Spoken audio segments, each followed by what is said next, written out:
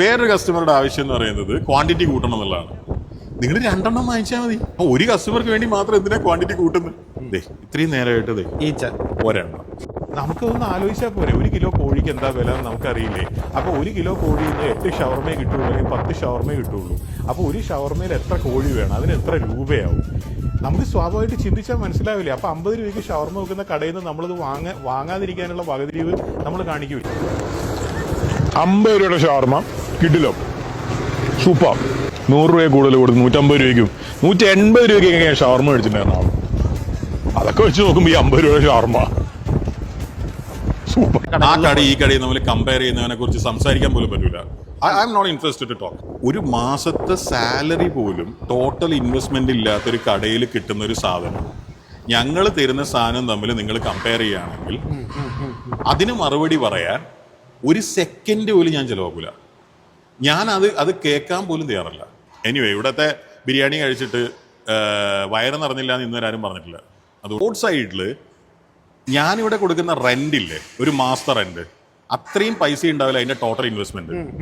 ആ കടയും ഈ കടയും നമ്മൾ കമ്പയർ ചെയ്യാനാണെങ്കിൽ നിങ്ങളുടെ കയ്യിൽ ഇരിക്കുന്ന വണ്ടി ഒരു ടൊയോട്ട ഇന്നോവയാന്ന് വെച്ചോ. ഓക്കെ, 7 സീറ്റാണ് ആ വണ്ടിയിൽ. മറ്റേ 5-8 ലക്ഷം രൂപ കൊടുത്താൽ നോർത്ത് ഇന്ത്യയിൽ കാണുന്ന ഒരു 7 പേർക്കോ 10 പേർക്കോ ഇരിക്കാൻ പറ്റുന്ന ഒരു വണ്ടിയുണ്ട്. നിങ്ങൾ ആ വണ്ടീനെ ഈ വണ്ടിയും തമ്മിൽ കമ്പയർ ചെയ്യുകയാണെങ്കിൽ ടൊയോട്ട പൂട്ടേണ്ടി വരും. കാരണം ടൊയോട്ടക്ക് ഒന്നും ചെയ്യാനില്ല അതിൽ. നിങ്ങൾ ഇവിടെ ഞാൻ ഒരു മാസം കൊടുക്കുന്ന സാലറി, അതിൽ പ്രധാന പാർട്ട് ക്ലീൻലിനെസ് ആണ്. ഞാൻ ഇൻവെസ്റ്റ് ചെയ്തിട്ടുള്ള പൈസ അത് കോടിക്കണക്കിനാണ്. അതിൽ പ്രധാന part sewage treatment plant, water treatment plant മുതലായിട്ടുള്ള ഹൈജീൻ ഏരിയയിലാണ്.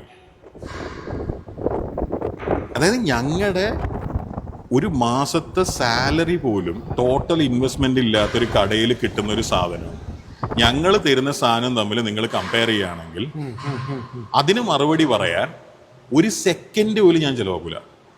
ഞാൻ അത് കേൾക്കാൻ പോലും തയ്യാറല്ല. എങ്ങനെ നിങ്ങൾക്ക് കമ്പയർ ചെയ്യാൻ പറ്റും? പ്ലീസ്, കിഡിലെ ഊണാണ്, ലവ് ഇറ്റ്. ഞാൻ ചിന്തിക്കാറുണ്ട് ഈ മനുഷ്യൻ ഇത് എങ്ങനെ. ഞാൻ ഇന്നലെയും കൂടെ മാർട്ടിൻ എന്ന് പറഞ്ഞ എൻ്റെ നെടുമ്പാശ്ശേരിയിലെ ഫ്രണ്ടിനോട് പറഞ്ഞേ ഉള്ളൂ, എനിക്ക് ബൃന്ദാവൻ്റെ മുതലാളിയെ ഒന്ന് പരിചയപ്പെടണം. ഞാൻ ചിന്തിക്കാറുണ്ട് എങ്ങനെയാണ് 100 എത്ര രൂപയാന്ന് എനിക്ക് കൃത്യമായിട്ട് അറിയില്ല, എങ്ങനെയാണ് അദ്ദേഹത്തിന് അത് സാധിക്കുന്നത് ഞാൻ ചിന്തിക്കാറുണ്ട്. നമ്മൾ ഇതിൻ്റെ റിസർച്ച് എന്ന് പറയുന്നത് ഒന്നും നടത്താതെ അല്ല ഈ റെസ്റ്റോറൻറ്റ് ചെയ്തിട്ടുള്ളത്. AC ഉള്ള ഏകദേശം സിമിലർ ഹൈജീൻ സ്റ്റാൻഡേർഡ്സ് കീപ്പ് ചെയ്യുന്ന, നോൺ വെജിറ്റേറിയൻ ഫുഡ് സെർവ് ചെയ്യുന്ന, കേരള രീതിയിലുള്ള ഭക്ഷണം കൊടുക്കുന്ന മേജർ റെസ്റ്റോറൻറ്റുകൾ ഒരു 12 എണ്ണത്തോളമാണ് കൊച്ചിയിലുള്ളത്. ഈ എല്ലാ റെസ്റ്റോറൻറ്റിൻ്റെയും മെനു ലേറ്റസ്റ്റ് ആയിട്ടുള്ള മെനു, അതായത് പ്രസ്സിലേക്ക് അവർ കൊടുത്തിട്ടുള്ള മെനു ഈ ലാപ്ടോപ്പിൽ. അത് ഇന്നലെ ഉണ്ടാക്കിയല്ലാട്ടാ, ഇറ്റ് വാസ് ദേർ. അതും മാർക്കറ്റ് റിസർച്ചിന്റെ ബേസിക് പാർട്ടല്ലേ. അതിലൊരു സ്ഥലത്തും നിങ്ങൾക്ക് ഈ 105 രൂപയ്ക്ക് ചോറ് കാണാൻ പറ്റൂല, 150 രൂപയ്ക്ക് കാണാൻ പറ്റൂല. പലരുടെയും ഒരു ചിക്കൻ കറിയുടെ വില 200 രൂപയുടെ മേലെയാണ്. അതിൽ വളരെ അപൂർവ ആൾക്കാരുടെ മാത്രമേ 200 രൂപയുടെ താഴെയുള്ളൂ ഏതെങ്കിലും ഒരു ചിക്കൻ കറി. ബീഫ് 300 രൂപയോ അതിൻ്റെ മേലെയാണ്, ബിരിയാണി 200 രൂപയോ അതിൻ്റെ മേലെയാണ്. ശരിയാണ്, അതിനകത്ത് 2 പീസുള്ള ബിരിയാണിയാണ്. നമുക്കിവിടെ ഹാഫ് പീസ് ബിരിയാണിയേ ഉള്ളൂ. അതിന് വേറൊരു റീസണാണ്, അതൊരു ജാപ്പനീസ് രീതിയാണ്. അതൊക്കെ എനിക്ക് ഭ്രാന്തായതുകൊണ്ട് ഞാൻ ചെയ്യുന്നതാണ്. എനിവേ, ഇവിടുത്തെ ബിരിയാണി കഴിച്ചിട്ട് വയറ് നിറഞ്ഞില്ല എന്ന് ഇന്നുവരെ ആരും പറഞ്ഞിട്ടില്ല. അതുകൊണ്ട് ഇറ്റ്സ് സക്സസ്ഫുൾ. കാരണം ഞങ്ങളിപ്പോൾ ഇന്നും ഹ്യൂജ് ക്വാണ്ടിറ്റി ബിരിയാണി ഉണ്ടാക്കുന്നുണ്ട്. So it's successful. നമ്മൾ സക്സസിനോട് ആർഗ്യൂ ചെയ്യേണ്ട കാര്യമില്ലല്ലോ. ഞാൻ പറഞ്ഞു വരുന്നത്, ബൃന്ദാവൻ എങ്ങനെ അങ്ങനെ ചെയ്യുന്നു എന്നുള്ളത് എനിക്ക് സത്യത്തിൽ അറിയില്ല.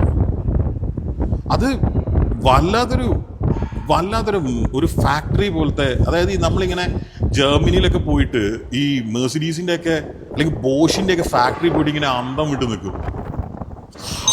അതായത് ഒരു ഭീകരമായ ഒരു റെസ്പെക്ട് വരൂലേ. 50 രൂപയുടെ ഷവർമ കിട്ടില്ലോ, സൂപ്പർ.